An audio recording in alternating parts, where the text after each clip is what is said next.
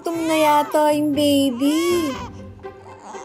Sumagi na ba sa isip ninyo kung bakit gatas lang ang pwedeng kainin ng mga baby?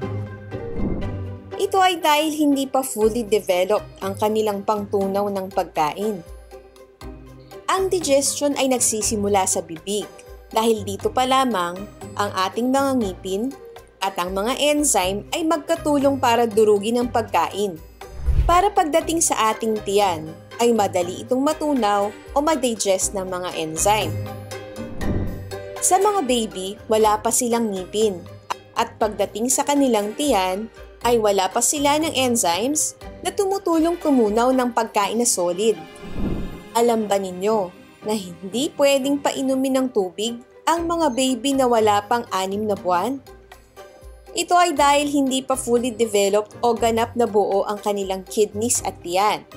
Kaya kapag binigyan sila ng tubig, ay maaaring magkaroon sila ng water intoxication o masobrahan sa tubig na maaaring magresulta sa pamamaga ng cells ng katawan. Bukod dito, hindi rin pwedeng pakainin ng honey ang mga baby.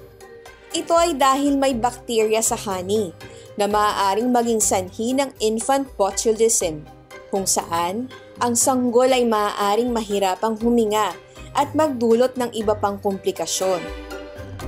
Ang gatas ng ina ay tinatawag ng siyensya na complete food dahil lahat ng sustansya na kailangan ng baby ay maibibigay nito. Now you know!